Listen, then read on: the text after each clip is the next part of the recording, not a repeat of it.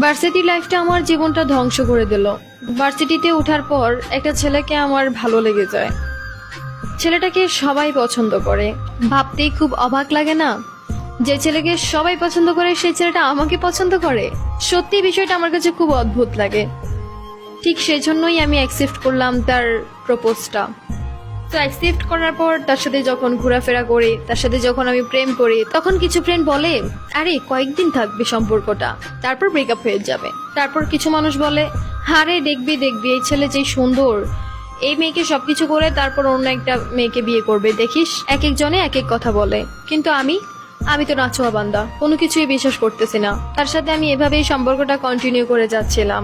একদিন সে আমাকে বলে তোমাকে আমার এত বেশি ভালো লাগে যা বলার বাহিরে। আজকে রাতে আমার একটা ফ্রেন্ডের বার্থডে, আমি চাই তুমি বার্থডেতে থাকবা। আমি বললাম আরে বাবা আমার বাসায় তো প্রবলেম হবে রাতে থাকলে।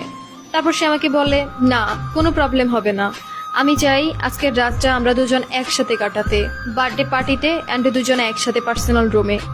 আমি বললাম আচ্ছা ঠিক আছে, আমি ম্যানেজ করার চেষ্টা করতেছি। তারপর এভাবেই বাসায় ম্যানেজ করলাম। ম্যানেজ করার পর অনেক সুন্দরভাবে সাজগুজ করে আমি সেই বার্থডে পার্টিতে গেলাম। বার্থডে পার্টিতে যাওয়ার পর সে ওখানে অনেকক্ষণ ওখানে সময় কাটানোর পর দুজনেই একসাথে রুমে ছিলাম। এর পরবর্তীতে সে আমাকে 5 দিন পর আবারও বলে তার সাথে আমি যেন একটা রাত কাটাই, তার সাথে যেন আমি একটা রাত কাটাই। আমি বললাম দেখো এটা পসিবল না, 1 দিন 2 দিন 3 দিন, তারপর তো বাসার সবাই জেনে যাবে। আরে কিছু হবে না, তুমি ম্যানেজ করার ট্রাই করো। তারপরও মাকে মিথ্যা কথা বলে ম্যানেজ করার ট্রাই করলাম অ্যান্ড ম্যানেজ করলাম। অ্যান্ড তার সাথে আমার এভাবে দুইটা রাত একসাথে থাকা হলো। এর পরবর্তীতে আমাদের সম্পর্কটা 2টা মাস কন্টিনিউ করছি। কন্টিনিউ করার পর সে আমাকে একদিন বলে আচ্ছা তুমি কি আমাকে বিয়ে করবা? আমি বললাম ফাইজদামি পাইছো, তোমাকেই তো আমি বিয়ে করবো, আর কাকে বিয়ে করবো বলো তো? তারপর বলে আচ্ছা আমি যদি বিবাহিত হই তুমি কি আমাকে গ্রহণ করে নিবা? আমি বললাম মানে? তখন সে আমাকে বলে আসলে প্রিয়াঙ্কা তুমি না কষ্ট পেও না, তোমার সাথে আমার রুম ডেট করার কারণ হচ্ছে আমি চাই যেন তুমি আমাকে না ভুলো অ্যান্ড আমি যেন তোমাকে না ভুলি, আমাদের সম্পর্কটা যেন আরো বেশি গভীর হয়। ঠিক এই জন্যই আমি এগুলো করছি। অ্যান্ড আমার বাসায় আমার একটা বউ আছে, যদিও আমার এখনো বাচ্চা কাচ্চা হয় নাই। আমি বললাম বিয়ে করছো কয় বছর? সে বলে বিয়ে করছি আজকে 5 বছর, বাট আমার বউয়ের সমস্যা, বাচ্চা কাচ্চা হচ্ছে না, আমি চাচ্ছি আরেকটা বিয়ে করতে, সেজন্যই তোমার সাথে আমি সম্পর্কে জড়াইছি। আমি বললাম তুমি এত বড় একটা কথা লুকাই তুমি আমার সাথে এত কিছু করলা, ছি ছি ছি ছি, আর মাত্র তুমি ভার্সিটিতে পড়তেছো, তোমার বউ আছে মানে? তখন সে বলে আমি খুব কম বয়সে বিয়ে করে ফেলছি, তাও আবার তার সাথে আমি পালিয়ে বিয়ে করছিলাম। তার পরবর্তীতে আমার পরিবার মেনে নিয়েছে, কি আর করবে, তাদের সন্তান এরকম একটা ঘটনা ঘটাই ফেলছে। আমি বললাম এই কম বয়সে আবার আরেকটা বিয়ে করতে চাচ্ছিস তুই? তোর মতো বেয়াদব বেটার, তোর মতো খারাপ বেটা তো আর একটাও নাই। এই কথা বলেই তার সাথে আমি কন্টাক্ট অফ করে দিলাম। কন্টাক্ট অফ করে দিয়ে আমার কিছুই ভালো লাগতেছিল না, অনেক কষ্ট লাগতেছিল তার জন্য। হয়তোবা সে আমাকে ভালোবাসে নাই, কিন্তু আমি তো তাকে ভালোবেসেছি। সে হয়তোবা আমাকে চায় নাই, কিন্তু আমি তো তাকে চাইছি। খুব কষ্ট পাচ্ছিলাম। এরপর বাবা মা বলল তাদের পছন্দের একটা ছেলে আছে, কিছুই বলতেছিলাম না। তারা বিয়ের কথা বলছে, এত কিছু করতেছে, কিছুই বলতেছিলাম না।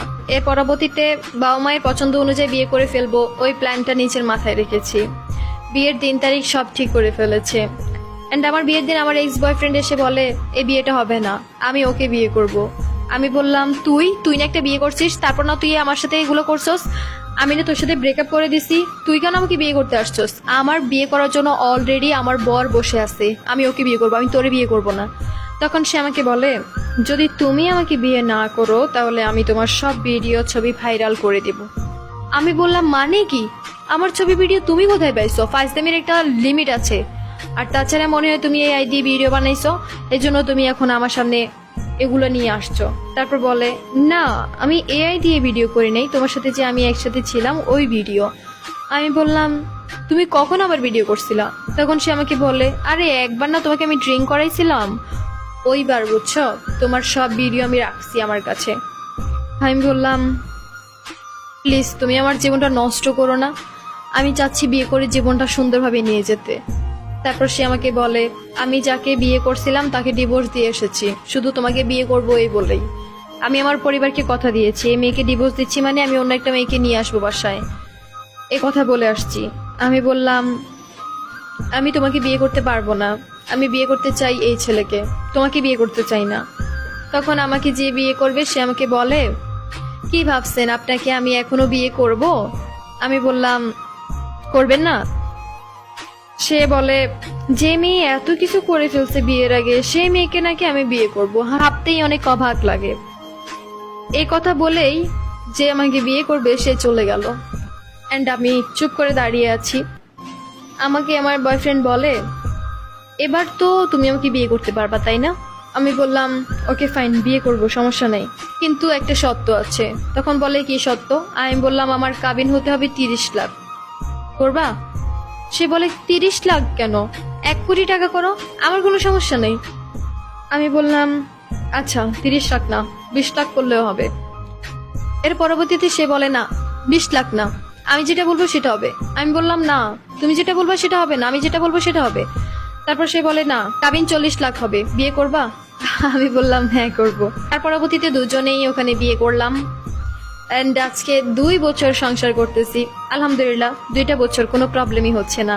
এই হলো আমার জীবনের ছোট্ট একটা কাহিনী। তবে আরেকটি সুখবর হলো, আমার ভালোবাসার মানুষ অনেক হ্যাপি আমাকে নিয়ে, কারণ আমার বাচ্চা হবে। তো আমার বাচ্চা হবে 8 মাস, এন্ড আমার এত পরিমাণ কেয়ার করে যা বলার বাহিরে। সত্যিও আমাকে ভীষণ ভালোবাসে। আসলে সুখে থাকাটা হচ্ছে মেন। আমি আসলে তার সাথে সুখে আছি।